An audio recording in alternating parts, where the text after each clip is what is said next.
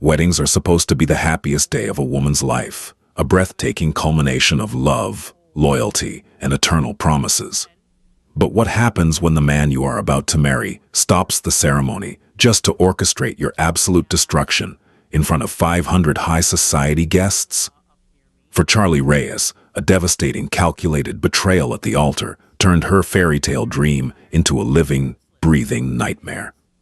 Yet, destiny has a funny way of dealing its cards, and a hidden royal prince was waiting quietly in the shadows, ready to step up and rewrite her story forever.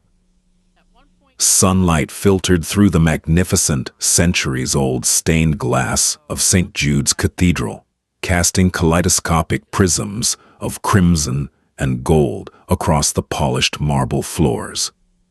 The air was thick with the intoxicating, expensive scent of 10,000 white orchids and gardenias, flown in directly from the French Riviera. It was a wedding that had dominated the society pages for months. Charlie Reyes, a talented but unassuming architect from a modest middle-class family in Chicago, was about to marry Royce Myers, the ruthless and charming CEO of Myers Nexus, a man who had recently graced the cover of Forbes as the tech industry's youngest self-made billionaire. Charlie stood in the cathedral's vestibule, her heart hammering against her ribs like a trapped bird. She adjusted the delicate, custom chantilly lace of her designer gown, her fingers trembling slightly. She looked ethereal, her dark hair swept up into an elegant chignon, secured with a diamond hairpin that had belonged to Royce's late grandmother. "You look absolutely flawless, Charlie," whispered Chloe Mitchell, her fiercely loyal best friend and maid of honor, smoothing out the breathtakingly long train of Charlie's veil. "Are you ready for this? You're about to become royalty in the tech world." Charlie took a deep, shuddering breath, offering Chloe a nervous but radiant smile. "I just want to see him. Once I see Royce at the altar, everything else will fade away." For 3 years, Royce had been her anchor. They had met at a charity gala where Charlie was showcasing a pro bono community center design. Royce had swept in like a hurricane, charming, intensely focused, and seemingly deeply in love with her unpretentious nature. He told her she grounded him, that in a world of sharks, she was his safe harbor. She had believed every single word. The heavy oak doors creaked open, and the opening chords of Pachelbel's canon echoed from the massive pipe organ, reverberating through the cavernous space. The congregation stood in unison. 500 faces turned toward the entrance. Charlie tightened her grip on her father's arm. Robert Reyes, a retired high school history teacher, patted her hand, his eyes shining with unshed tears of pride. As they began the long, slow walk down the aisle, Charlie's eyes immediately sought Royce. He stood at the altar in a sharply tailored, midnight blue tuxedo, looking like a modern-day king. But as Charlie drew closer, the radiant smile she expected to find was entirely absent.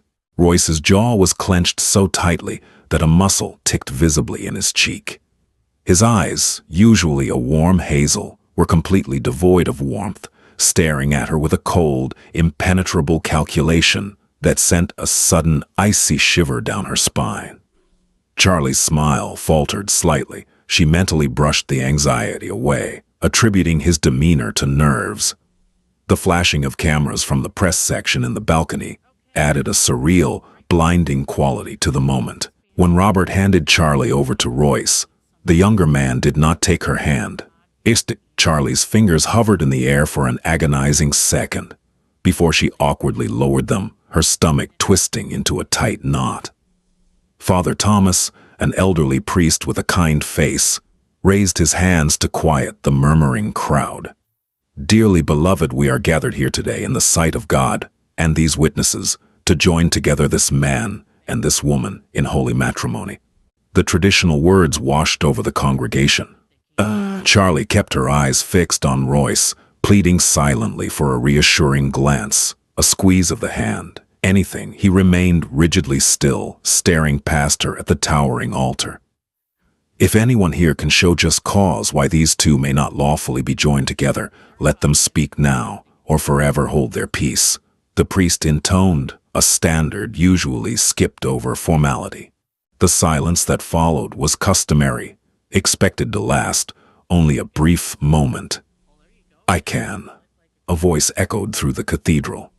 Charlie gasped, turning around to see who had spoken, but the voice had come from right beside her. She whipped her head back to Royce. He had stepped away from her, motioning to the audio-visual team in the balcony. "Royce," Charlie whispered, her voice trembling. What are you doing?" Royce turned to face the congregation, his expression hardening into one of absolute disgust. He reached into his tuxedo jacket and pulled out a microphone that had been concealed there.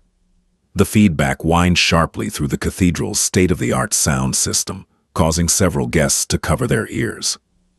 "For the past 3 years, I have been under the illusion that I was in love with a woman of integrity."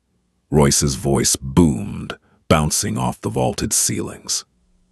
The congregation froze in stunned, breathless silence. But as it turns out, Charlie Reyes is nothing more than a common, calculating thief.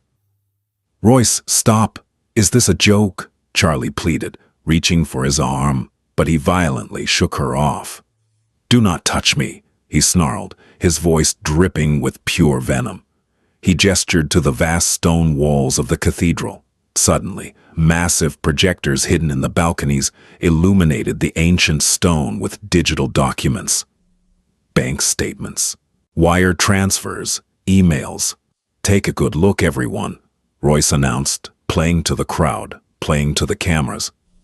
Over the last 6 months, millions of dollars have been systematically siphoned from Myers Nexus's offshore accounts into a dummy shell corporation. A corporation registered to none other than my beautiful, innocent bride. Gasps ripped through the crowd. Charlie stared at the projected documents in absolute horror. They bore her name, her electronic signature, and the logo of her small architectural firm. "That's a lie!" Charlie screamed, her voice cracking, completely forgetting the 500 people watching her. "I don't even know what those documents are. I've never taken a dime from your company." "Save the performance, Charlie," Royce mocked, his tone laced with a cruelty she had never seen before. "My security team uncovered the IP addresses. The transfers were authorized from your personal laptop. You thought you could marry me, secure the bag, and quietly funnel my life's work into your own pockets. You played the sweet, humble architect perfectly, but you are just a parasite." Charlie couldn't breathe. The cathedral was spinning. She looked at the documents, her sharp mind desperately trying to make sense of the nightmare. Royce had asked to use her laptop several times over the past few months, claiming his was updating or encrypted by his IT team. He had set her up. He had methodically, deliberately framed her. "Why?" she choked out, tears spilling over her lashes, ruining her makeup. "Why are you doing this?" "Because the world needs to know exactly what kind of snake you are," Royce declared into the microphone, before turning back to the priest, who was standing frozen in shock. "The wedding is canceled. I'd rather die alone than marry a gold-digging criminal." Silence is rarely absolute, especially in a room containing 500 of the wealthiest, most powerful people in the country. But for 10 agonizing seconds after Royce Myers dropped the microphone onto the marble floor with a resounding clatter, St. Jude's Cathedral was silent as a tomb. Then the dam broke. Chaos erupted. The whispers began like a low hiss of wind and rapidly escalated into a deafening roar of gossip, judgment, and shock.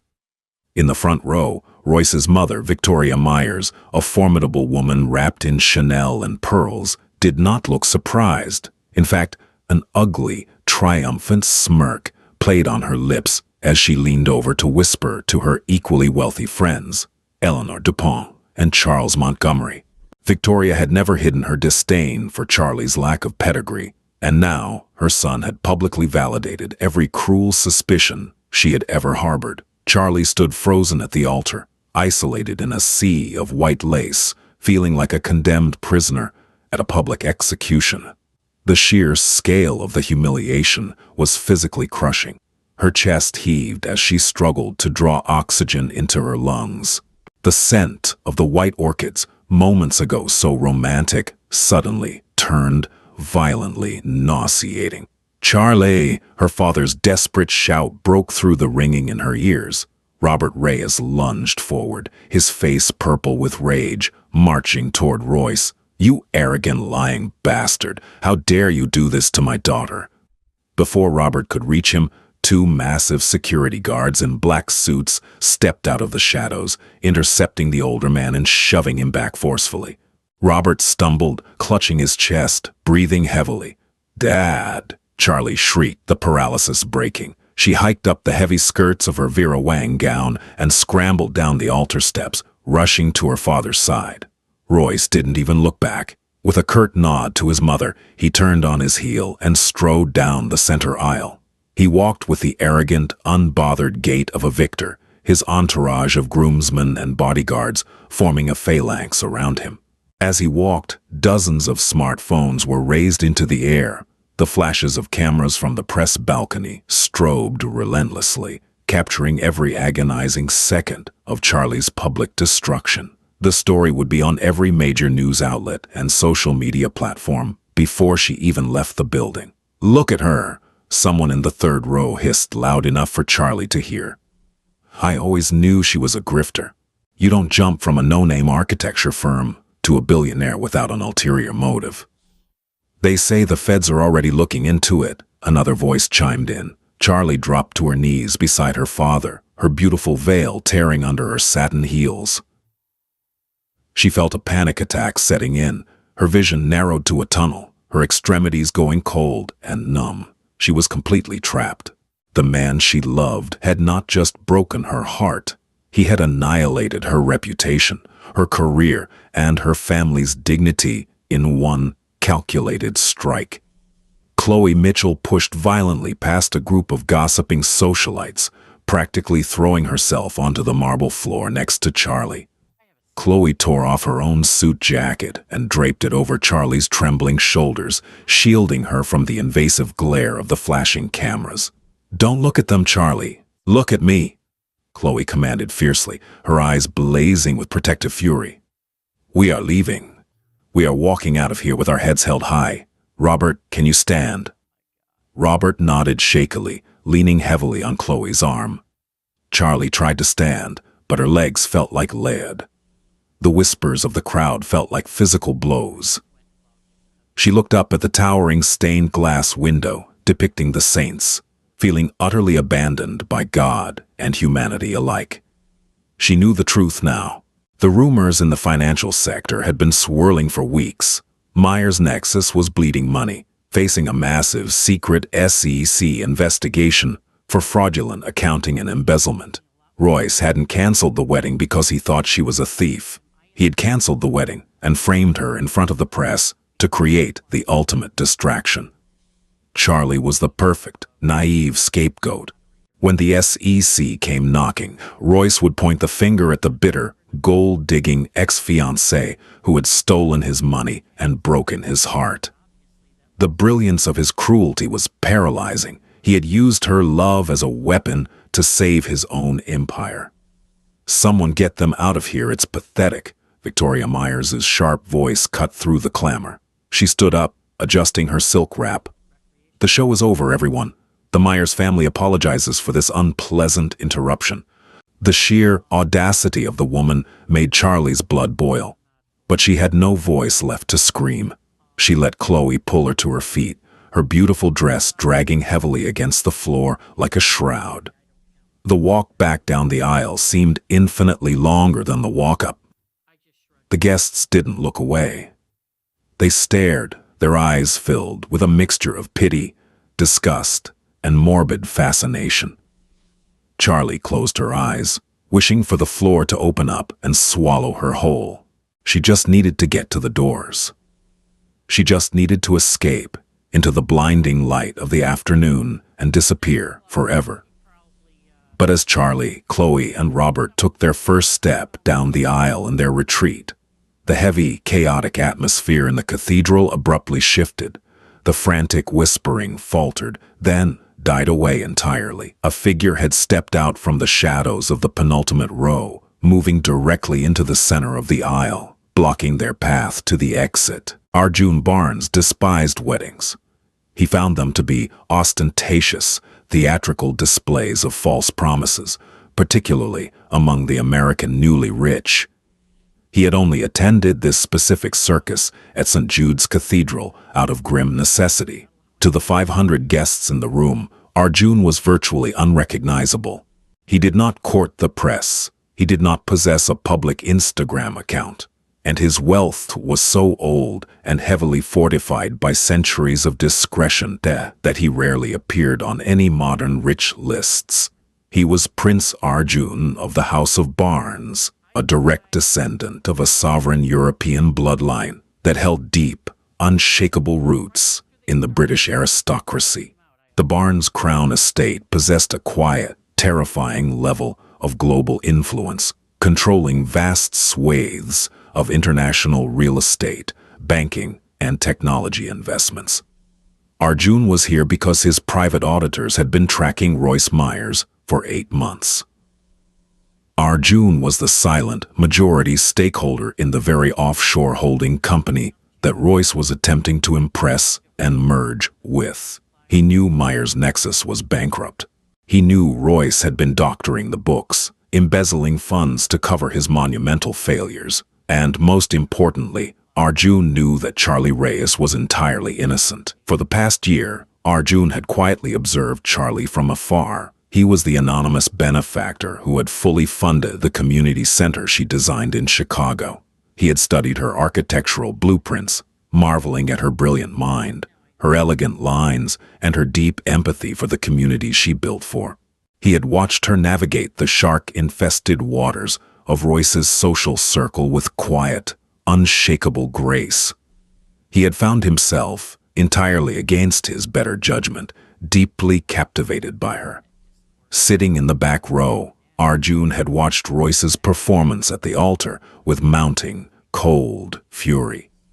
He recognized the strategy immediately.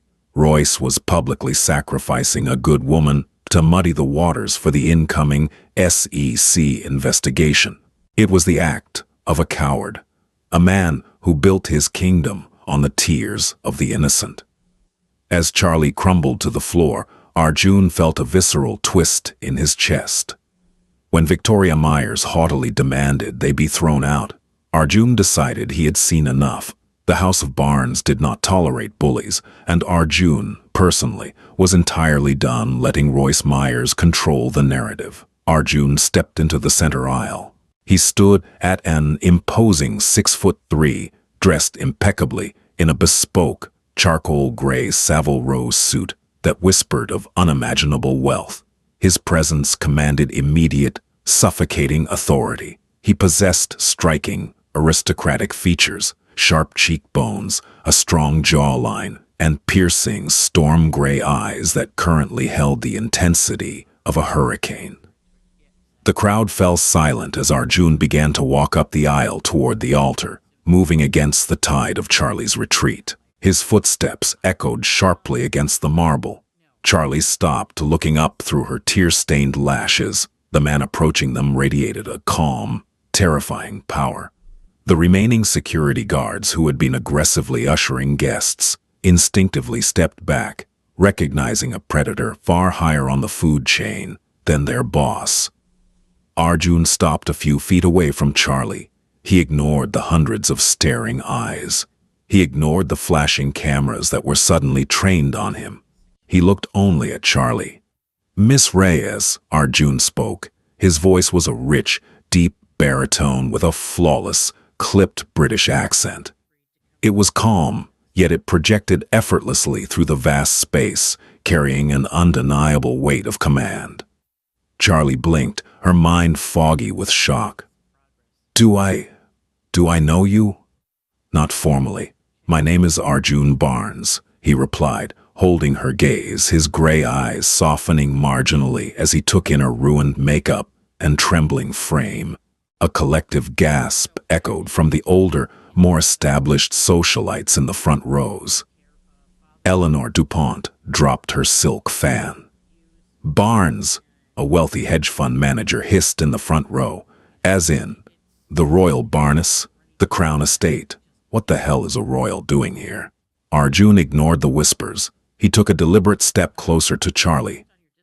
It appears your groom has unexpectedly vacated his position, Miss Reyes, and he has done so with a remarkable lack of courage and a pathetic abundance of lies. Arjun turned slightly, ensuring his voice carried to the microphones still active near the altar. Royce Myers is not a victim of corporate espionage. He is a fraud. My private auditors have spent the last 6 months untangling his pathetic web of embezzlement. Myers' nexus is utterly bankrupt, hollowed out by its own CEO to fund his lavish lifestyle.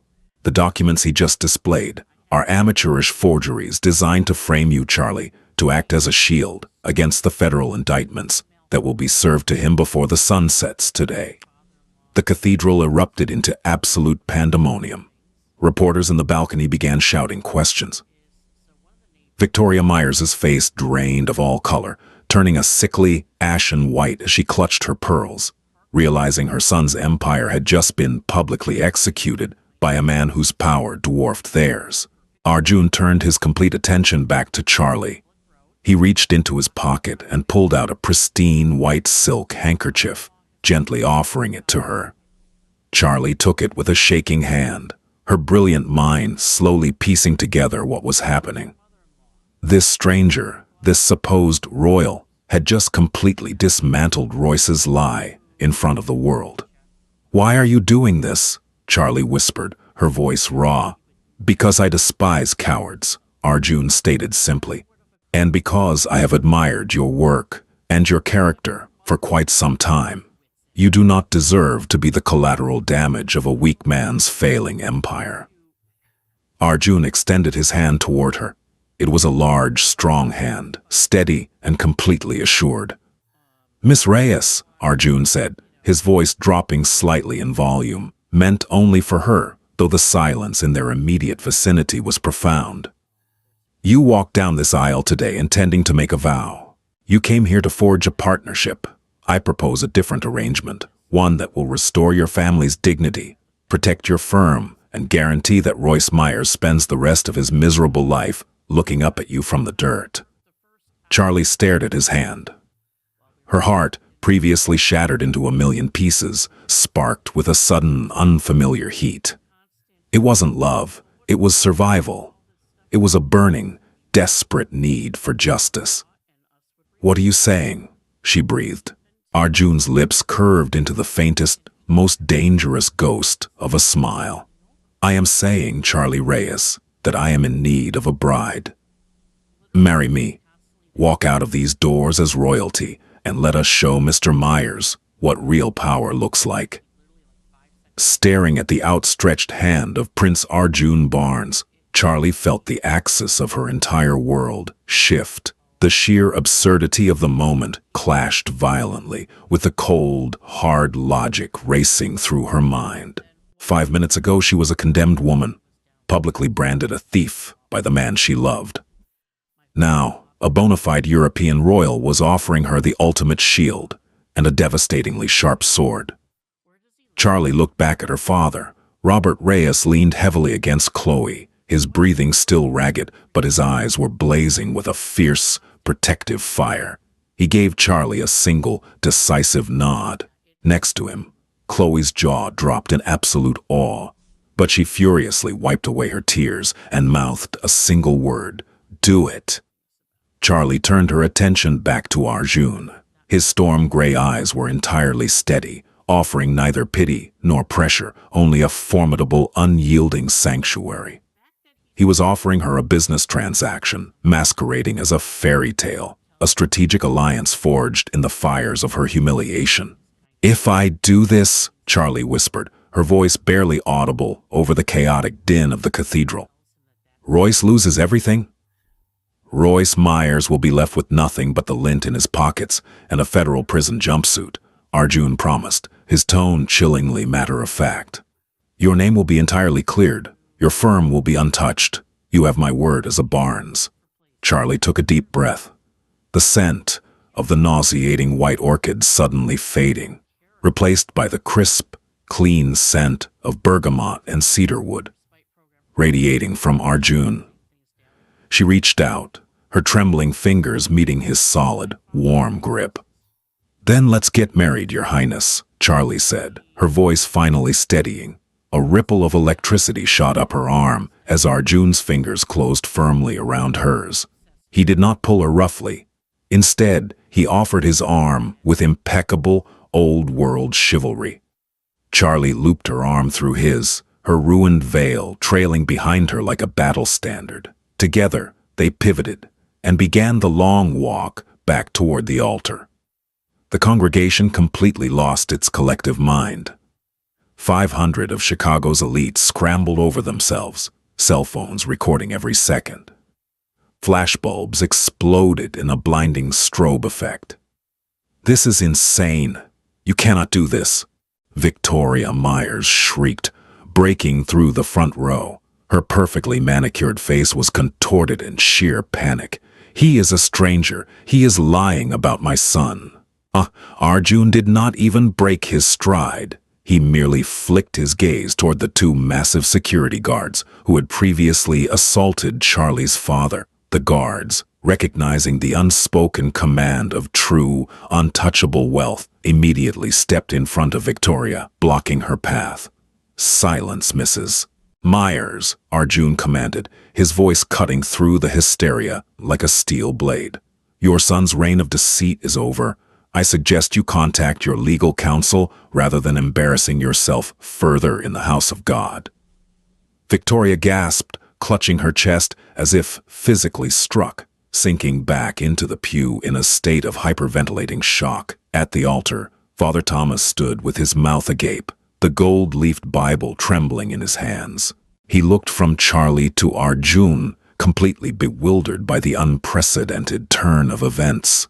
"Father," Arjun addressed the priest, with respectful but absolute authority, "I believe there is still a wedding to be officiated, if you would be so kind as to proceed from the vows."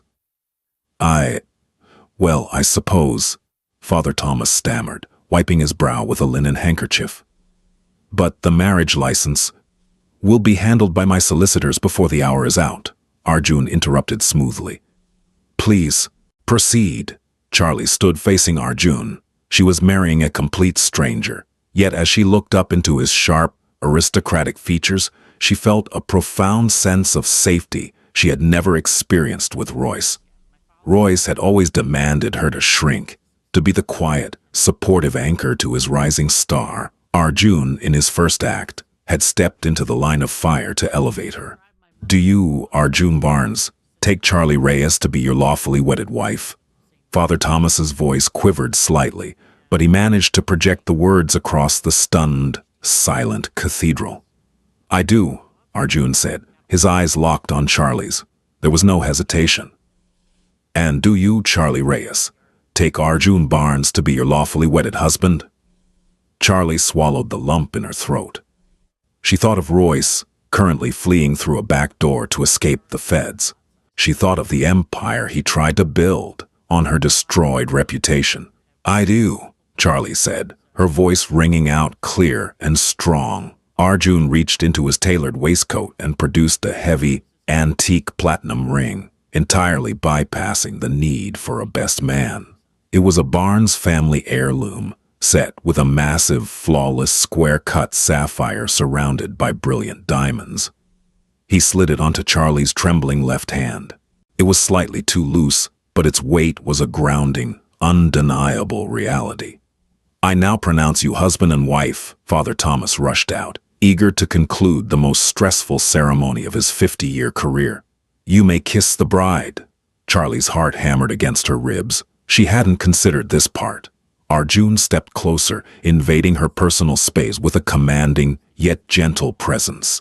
He reached up, his large, warm hands framing her face, his thumbs gently wiping away the dried tracks of her tears. "For the cameras, darling," Arjun murmured, his breath ghosting over her lips. "Let them see exactly what he threw away." He leaned down and captured her lips. It was not a polite, chaste peck. It was a deep, deliberate, and undeniably possessive kiss. Charlie gasped against his mouth, her hands instinctively flying up to grip the lapels of his charcoal suit. A sudden, shocking wave of heat flooded her veins, entirely eclipsing the trauma of the past hour. For a brief, suspended second, the flashing cameras, the gasping crowd, and the ghost of Royce Myers simply ceased to exist. When Arjun finally pulled away, his eyes were visibly darker. He tucked a stray curl behind her ear, a gesture so unexpectedly tender it nearly brought fresh tears to her eyes. Arjun turned to the congregation, keeping Charlie securely tucked against his side. "May I present?" Arjun announced, his voice echoing off the vaulted ceilings. "Her Royal Highness, Princess Charlie of Barnes." Exiting St. Jude's Cathedral felt like stepping onto an alien planet. The heavy oak doors swung open to reveal a scene of absolute, unadulterated madness. The press had somehow multiplied tenfold. Word of Royce Myers' catastrophic altar dumping and the subsequent royal intervention had leaked to the tabloids at warp speed. News helicopters thumped rhythmically overhead, drowning out the ambient city noise. A barricade of local police struggled to hold back the throngs of paparazzi and curious onlookers who had gathered on the cathedral steps. "Keep your head up, do not look away, and do not look afraid," Arjun murmured into Charlie's ear as they paused at the top of the stone stairs. Charlie nodded, her fingers gripping his arm with white-knuckled intensity. The heavy sapphire on her ring finger caught the afternoon sunlight, flashing brilliantly for the hundreds of camera lenses aimed directly at them. She channeled every ounce of her remaining strength, lifting her chin, painting a cool, aristocratic mask over her shattered nerves. A sleek, heavily armored black Rolls-Royce Phantom idled at the curb, flanked by 4 imposing black SUVs. Arjun's private security detail, a half-dozen men built like brick walls, efficiently carved a path through the screaming press. "Princess Charlie, is it true Royce Myers is being arrested?" "Your Highness, how long have you been seeing the prince?" "Charlie, look here. Did you steal the money?" Arjun's grip tightened protectively as a particularly aggressive photographer lunged forward.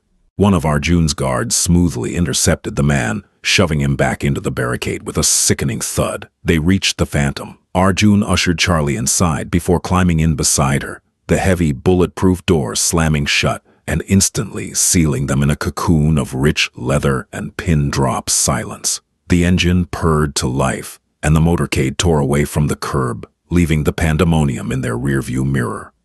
Charlie collapsed against the plush leather seat, the adrenaline abruptly draining from her system. The reality of the last 2 hours finally caught up to her. Her chest hitched, and a dry, racking sob tore from her throat.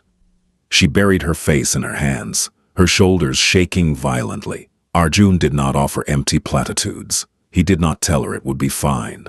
Instead, he reached into a concealed compartment in the armrest, poured a generous measure of amber liquid into a crystal tumbler, and gently pressed it into her hands. "Drink," Arjun instructed quietly. "It is a 50-year-old Macallan. It will settle your nerves." Charlie took a shaky sip. The whiskey burned a fiery path down her throat, grounding her. She leaned her head back, staring at the upholstered ceiling of the car. "What did I just do?" she whispered, staring at the enormous sapphire on her left hand. "I am married to a prince, a complete stranger, and my ex-fiancée is going to prison." "You survived," Arjun corrected, his gaze intense. "You navigated an impossible, humiliating trap, and you walked away with the ultimate leverage. Do not minimize your own resilience, Charlie." You said Myers' Nexus is bankrupt," Charlie said, sitting up, her architectural mind craving logical facts to replace the emotional chaos. "Royce claimed I stole millions. Why use me?" Arjun sighed, loosening his silk tie slightly. "Because your firm, Heiress Designs, was the perfect scapegoat. You are brilliant, but your business structure is small and privately owned. Royce created a series of shell companies in your name to mirror your legitimate business accounts. He's been funneling his investors' money out to pay off massive illegal gambling debts and catastrophic real estate losses in Dubai. When the SEC audit triggered a red flag last week, he panicked. He needed a villain, a narrative of a scorned, greedy lover stealing from his blind trust. Charlie felt completely sick. He planned this for months.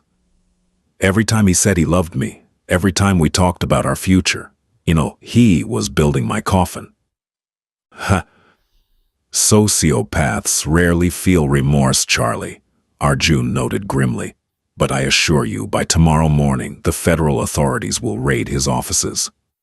The forged documents he displayed today are already being dismantled by my cybersecurity teams. Your reputation will be completely exonerated.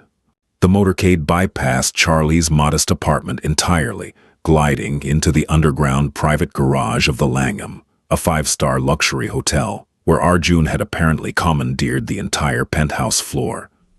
They rode the private elevator in silence. When the doors parted, Charlie stepped into a sprawling, opulent suite that offered a panoramic, breathtaking view of the Chicago skyline. Chloe and Robert were already there, sitting on a velvet sofa, looking entirely shell-shocked. "Dad!" Charlie cried, abandoning her heavy silk skirts and rushing across the room to throw her arms around her father. Robert hugged her tightly, kissing the top of her head. "I'm okay, sweetheart. The prince's men brought us here straight from the church. They even brought an on-call cardiologist to check my blood pressure." Chloe stood up, holding a glass of champagne. "Charlie, I just watched CNN. It's everywhere. They are calling it the wedding crash of the century. And they are already calling you princess." Arjun stepped into the living room, shedding his suit jacket. "The title is legally binding, Miss Mitchell. Charlie is under the absolute protection of the Crown estate. However, there is a complication we must address immediately." Charlie pulled away from her father, a sudden dread pooling in her stomach. "What complication?" Arjun walked over to a heavy oak desk and picked up a manila folder, his expression hardening into stone. "Royce could not have set up those mirrored accounts, bypassed your two-factor authentication, or forged your digital signature without intimate access to your firm's internal servers," Arjun explained, his storm-gray eyes locking onto Charlie's. Charlie froze. "I am the only one with admin access. Me and—" She trailed off, the blood draining completely from her face. "And your business partner," Arjun finished ruthlessly. "Daniel Hayes. My intelligence team intercepted a wire transfer of $500,000 sent to a Cayman's account linked to Mr. Hayes, authorized by Royce Myers 3 days ago." Charlie stumbled back, the floor feeling like it was dissolving beneath her. Daniel, her mentor from architecture school, her trusted partner for 5 years. He had sold her out to Royce. "They worked together," Charlie whispered, her heart fracturing all over again. "They completely surrounded me." "They did," Arjun agreed, stepping closer, his presence a towering wall of defense. "Which brings me to the terms of our marriage, Charlie. If you annul this union tomorrow, the protection of the Crown vanishes. Daniel and Royce's expensive lawyers will drag this out in court for years, bleeding you dry and ruining your firm's credibility. To permanently crush them, to ensure you walk away with everything you rightfully own, this marriage cannot be a temporary stunt." Charlie looked up at him, her breath hitching. "How long?" "1 year," Arjun stated, his voice laced with an undeniable, terrifying finality. "You must remain my wife, live in my estates, and operate under my protection for exactly 365 days. We will hunt the rats in your company, we will dismantle Royce's empire brick by brick, and we will make them pay. But you are officially tied to me, princess. There is no turning back." Sunlight streamed through the floor-to-ceiling windows of the Langham's penthouse, casting a harsh, unforgiving glare on the remnants of Charlie's shattered life. It was 6 a.m. less than 24 hours since her wedding had spectacularly imploded. Charlie had barely slept, her mind a chaotic whirlwind of grief, anger, and staggering disbelief. She sat at the mahogany dining table, her hands wrapped tightly around a mug of black coffee, wearing a borrowed silk robe that smelled faintly of Arjun's bergamot cologne. Across the room, Arjun was already awake, impeccably dressed in a crisp, white dress shirt, with the sleeves rolled up, revealing strong, corded forearms. He was flanked by three formidable men in tailored suits, senior partners from Kirkland & Ellis, one of the most ruthless corporate law firms in the country, retained exclusively by the Barnes Crown estate. Arjun looked up from a stack of financial dossiers, his sharp gray eyes immediately finding Charlie. "Did you sleep?" "Not a wink," Charlie admitted, her voice raspy. She set the mug down, her posture straightening as the architectural, problem-solving side of her brain took over. "I want to see the wire transfers. I want to see exactly how Daniel sold me out." One of the lawyers, a silver-haired shark named William Sterling, wait, Sterling is a forbidden name, let's use William Hastings, slid an iPad across the table. "Good morning, Your Highness. We've mapped the entire digital footprint.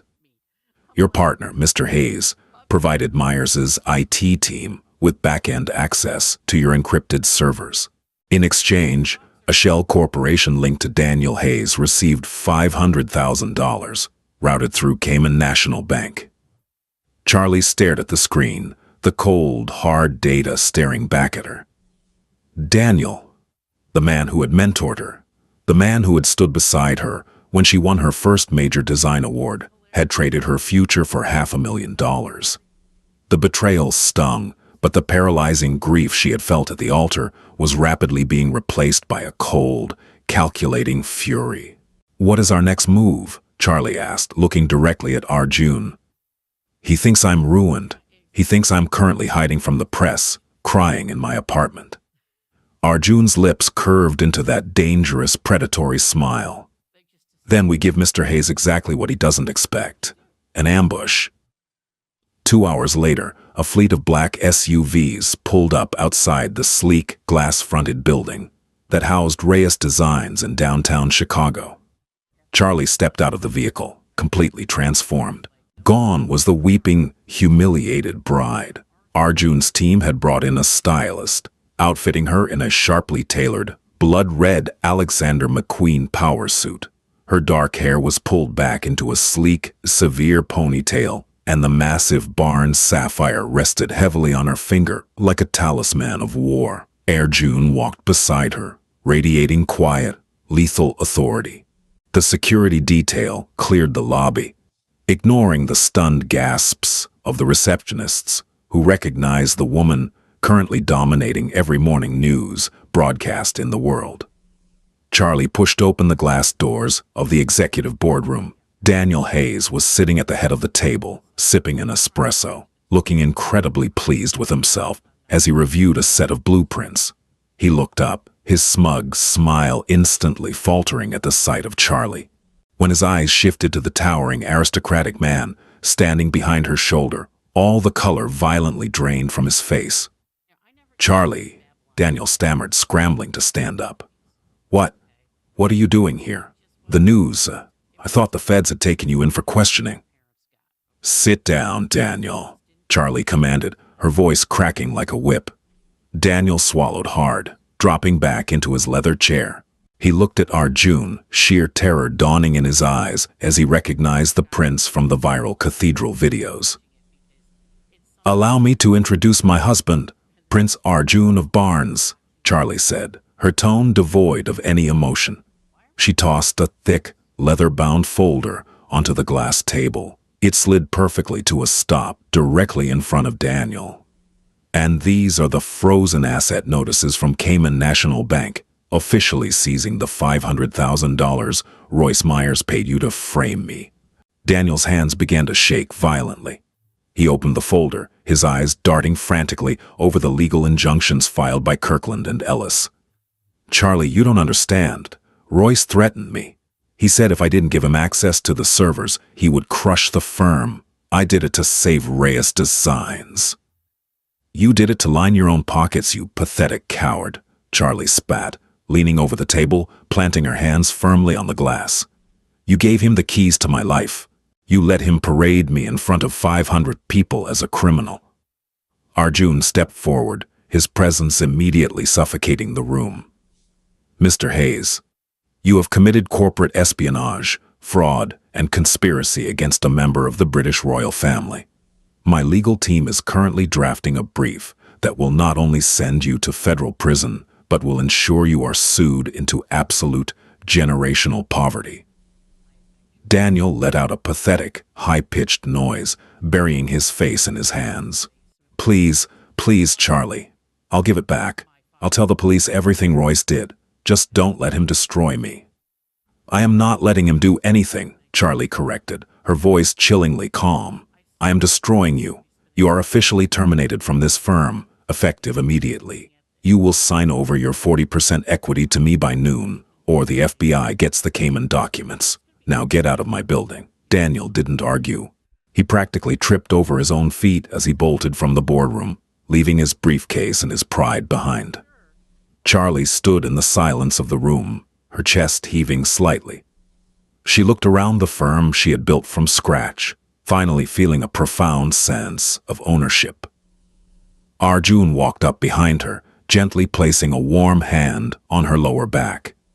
It was a supportive, grounding gesture. Brilliantly executed, princess. But the head of the snake is still breathing. Are you ready for New York? Charlie looked down at the sapphire ring, a fierce, unapologetic fire burning in her eyes. Let's go bury Royce Myers. 48 hours later, a private Bombardier Global 7500 jet, bearing the discreet crest of the House of Barnes, touched down on the tarmac at Teterboro Airport. New York City loomed in the distance, a concrete jungle where fortunes were made and, today, where an empire would violently fall. Royce Myers had spent the last 2 days locked inside the penthouse boardroom of Myers Nexus on Wall Street, desperately trying to stop the bleeding. The public fallout from the catastrophic wedding had been entirely eclipsed by the sudden, terrifyingly precise financial attacks on his company. Stock prices had plummeted 40%. Key investors were pulling out, and the SEC, acting on anonymous tips backed by undeniable proof, had frozen his domestic accounts. Roy stood at the head of the massive oak table, his usually pristine Tom Ford suit looking rumpled. His tie was loosened, and his hazel eyes were bloodshot and frantic. Around the table sat the 12 members of his board of directors, a collection of ruthless billionaires and hedge fund managers who looked at Royce as if he were a diseased animal. We just need a bridge loan, Royce pleaded, slamming his hand on the table. I have a meeting with Goldman Sachs in 2 hours. If we can just cover the offshore discrepancies for 1 more quarter, the new software launch will triple our valuation. You cannot vote to remove me. I built this company. You built it on a foundation of sand, Royce, snapped Jonathan Pierce, the elderly chairman of the board. The feds have subpoenas for all of us. You publicly framed your fiancé to cover your own embezzlement. The optics are toxic, and the financials are fatal.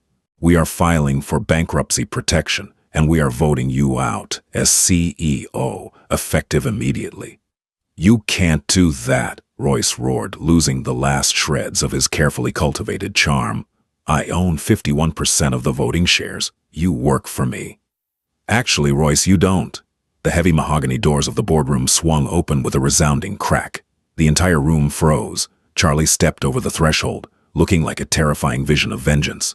She wore a sharp, charcoal gray trench coat over a tailored black dress, the Barnes sapphire gleaming dangerously under the recessed lighting. Beside her stood Prince Arjun, an impenetrable fortress of wealth and power, followed closely by a phalanx of private security and 2 federal agents in dark suits. Royce's jaw slackened in absolute horror. He stumbled back, bumping into the whiteboard. Charlie, you shouldn't be here. Security has been relieved of their posts. Arjun announced, his voice carrying the calm, absolute authority of a man who owned the building.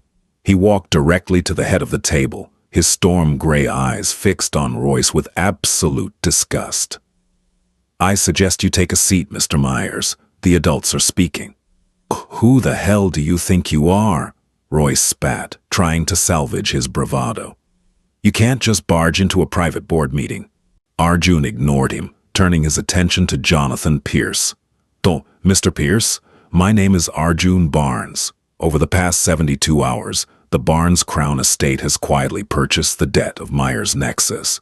We have also acquired the defaulted collateral from your offshore holding companies." Arjun snapped his fingers, and his lead attorney dropped a massive stack of legal filings onto the table. "As of 9 a.m. this morning, I am the majority shareholder of this corporation, and I am officially liquidating it." Gasps erupted from the board members. They were ruthless businessmen, but they recognized an apex predator when they saw one. The Barnes did not just play the market, they owned the board. Royce looked like he was going to vomit. His eyes darted frantically to Charlie. "Charlie, please, you don't have to do this. I was desperate. I was trying to save the company for us, for our future." The sheer audacity of the lie made Charlie laugh, a cold, sharp sound that echoed off the glass walls. She walked slowly toward him, no longer the timid, supportive fiancée, but a woman forged in the fire of his betrayal. "You didn't want a future, Royce. You wanted a scapegoat," Charlie said, her voice dropping to a lethal whisper. "You stood at an altar in front of my father, in front of God, and you tried to destroy my life to save your own miserable skin. You called me a parasite." Charlie leaned in close, her eyes locked onto his terrified hazel ones. "Look at me now, Royce. Look at the parasite who just bought your entire life, only to burn it to the ground." Royce lunged forward, a desperate, violent animal backed into a corner. "You bitch!" Before he could even close the distance, Arjun was there. The prince moved with terrifying speed, grabbing Royce by the lapels of his expensive suit and violently slamming him back against the floor-to-ceiling glass window. The heavy pane rattled ominously. "Do not ever speak to my wife in that tone again," Arjun snarled, the polished royal veneer cracking to reveal the ruthless, protective enforcer underneath. "Or I will personally throw you off this balcony." The two federal agents finally stepped forward, their badges flashing in the fluorescent light. "Royce Myers, you are under arrest for wire fraud, embezzlement, and violations of the Securities Exchange Act. You have the right to remain silent." Arjun stepped back, brushing imaginary dust off his cuffs with aristocratic disdain. He watched as the agents violently twisted Royce's arms behind his back, slapping the cold steel handcuffs onto his wrists. The billionaire playboy was sobbing, completely broken, as he was dragged out of his own boardroom, his legacy reduced to ashes in less than 5 minutes. Charlie watched him go, a heavy, profound silence settling over her. The adrenaline began to fade, replaced by a strange, hollow sense of closure. It was over. The nightmare was finally over. Arjun turned to her, the dark fury in his eyes instantly softening as he looked at her face. He stepped into her personal space, gently taking her hand, his thumb running over the sapphire ring.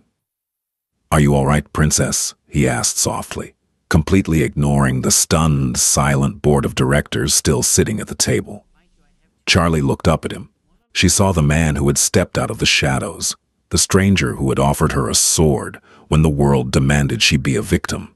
A genuine warm smile finally broke across her face. "I am perfect, Arjun," Charlie whispered. "Take me home." Part 8. The Weight of the Crown. Autumn painted the sprawling grounds of the Barnes ancestral estate in vibrant hues of amber and gold.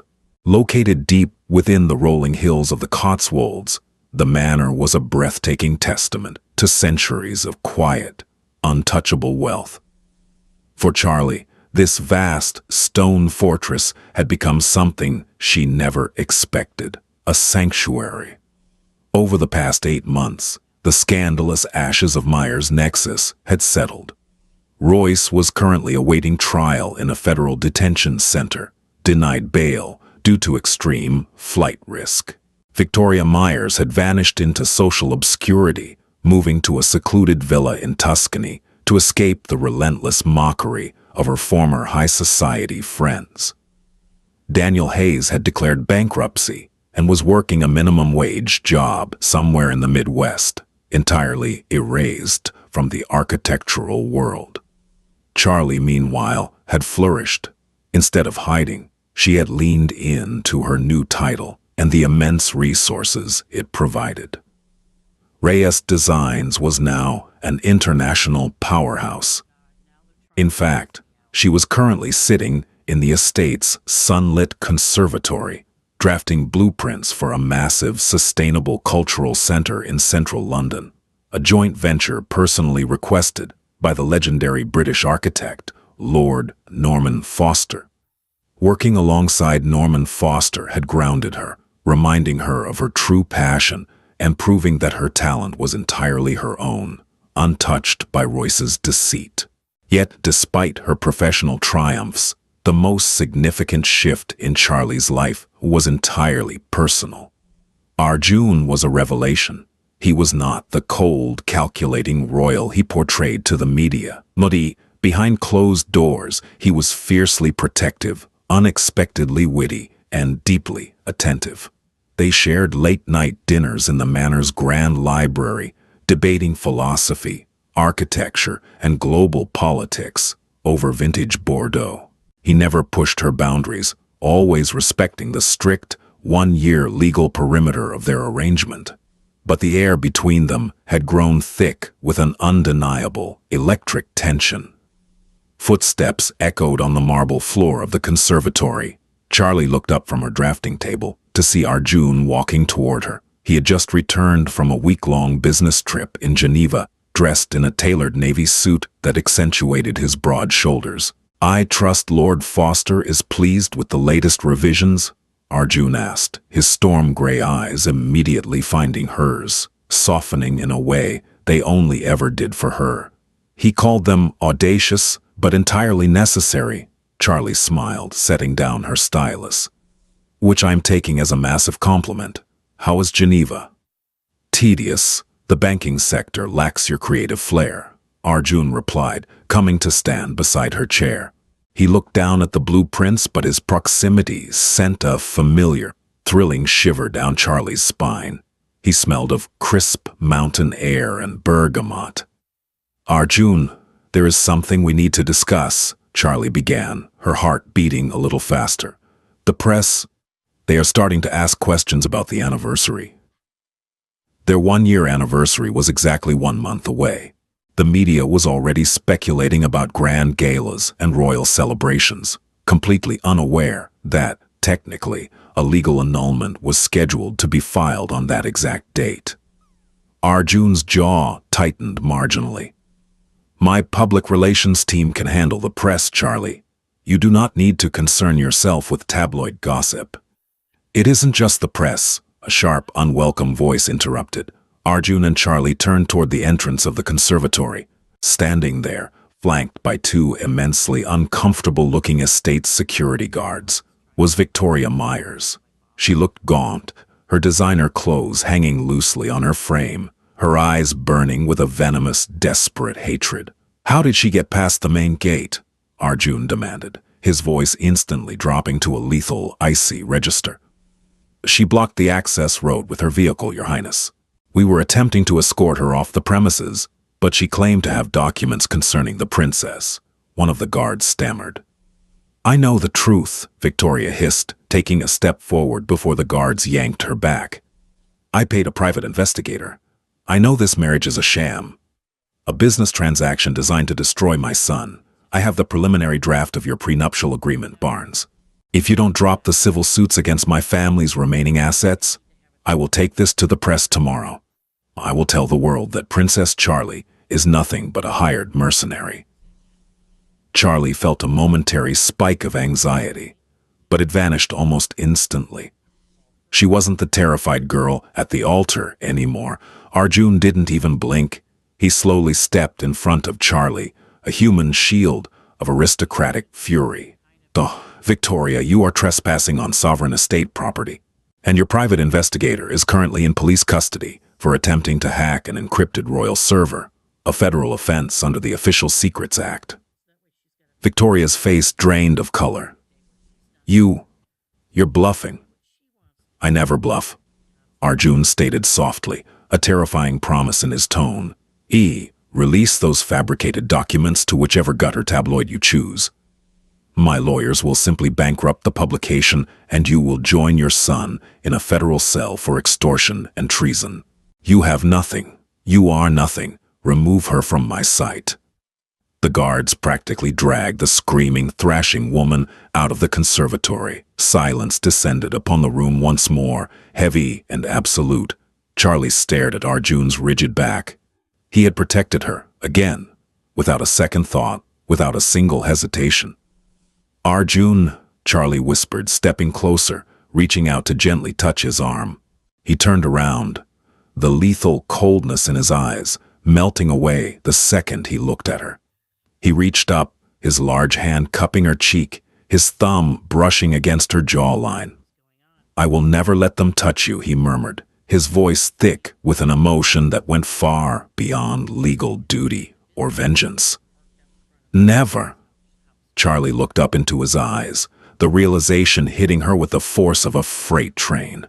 She wasn't just surviving anymore, and this wasn't just an arrangement. She was hopelessly, irrevocably in love with her husband. Time, as they say, is the ultimate crucible. It burns away the trivial and reveals the absolute truth beneath. Exactly 365 days after the disastrous, chaotic ceremony at St. Jude's Cathedral, the sun rose over the Chicago skyline, casting a brilliant golden light into the penthouse of the Langham. It was the exact suite where Arjun and Charlie had formulated their ruthless counterattack 1 year ago. Charlie stood by the floor-to-ceiling windows, wearing a simple, elegant, white silk dress. The massive Barnes sapphire felt entirely natural on her left hand now, a permanent part of her identity. Today was the day. The contract was fulfilled. Royce Myers was officially serving a 20-year sentence in federal prison, his empire completely dissolved and absorbed. Heiress Designs had tripled its net worth. The mission was a resounding, flawless success. Footsteps approached from behind. Charlie turned to see Arjun walking into the living room. He looked as breathtakingly handsome as the day he stepped out of the shadows, dressed in a sharp charcoal suit, holding a manila folder in his right hand. For the first time since she had known him, Arjun looked genuinely hesitant. The usual mask of impenetrable confidence had slipped, revealing a raw, profound vulnerability that made Charlie's breath catch in her throat. He stopped a few feet away, holding out the folder. "The annulment papers," Arjun said, his rich baritone voice unusually quiet. "Signed by my legal counsel. You only need to sign on the last page. Your firm remains entirely yours. The trust funds established in your name are fully vested. You are free, Charlie." "Exactly as we agreed." Charlie looked at the folder, then up at his face. "You want me to sign them?" Arjun's jaw clenched tightly. He looked away for a fraction of a second, struggling to maintain his composure. "I want you to have the life you deserve. I barged into your darkest moment and shackled you to a chaotic, demanding existence. You never asked to be a princess. You wanted to build community centers and live a peaceful life. I am giving you your freedom." "Arjun Barnes," Charlie said, taking a deliberate step toward him. "Are you truly this brilliant at corporate warfare, yet this entirely blind when it comes to me?" Arjun frowned slightly, his gray eyes snapping back to hers in confusion. Charlie reached out and took the manila folder from his hand. Without breaking eye contact, she ripped the thick stack of legal documents entirely in half, tossing the pieces onto the mahogany coffee table. "I don't want freedom from you," Charlie stated, her voice clear, strong, and unwavering. "I want a partnership, A real one. You asked me to marry you to destroy a man who broke my heart. But over this past year, Arjun, you didn't just protect me. You rebuilt me. You gave me the space to find my own strength. You are the greatest thing that has ever happened to me. Arjun stood perfectly still, as if terrified that sudden movement would shatter the moment. Charlie, do you know what you are saying? I am saying that I love you, Charlie breathed, tears of pure, unadulterated joy finally welling in her eyes. Not as a savior, not as a business partner. I love you, Arjun, and if you think I am walking out that door, you are completely out of your mind. A slow, breathtaking smile broke across Arjun's face, entirely transforming his sharp features. The heavy burden of a year's worth of unspoken longing vanished in an instant. He closed the distance between them, wrapping his arms around her waist and lifting her effortlessly off the ground. Charlie laughed, a bright, beautiful sound that filled the penthouse, throwing her arms around his neck. You are officially stuck with me, princess, Arjun murmured fiercely, right before he captured her lips in a kiss that tasted of absolute victory, profound devotion, and the promise of a glorious future.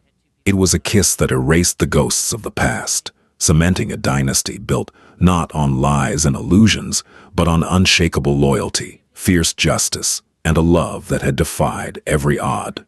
Charlie Reyes had walked to an altar destined for humiliation, but fate had intervened, granting her an empire, a crown, and the one man powerful enough to cherish the brilliance of her soul. Did you enjoy this roller coaster of betrayal, royal intervention, and ultimate justice? Charlie and Arjun's journey from a scandalous wedding disaster to a powerhouse royal couple proves that sometimes the greatest blessings come brilliantly disguised as devastating heartbreak. If you loved watching a ruthless billionaire get exactly what he deserved, while a true prince stepped up to the plate, show your support. Please like this video, share it with your friends who love a gripping romance, and absolutely hit that subscribe button for more incredible, dramatic, and romantic true-to-life stories coming your way every single week.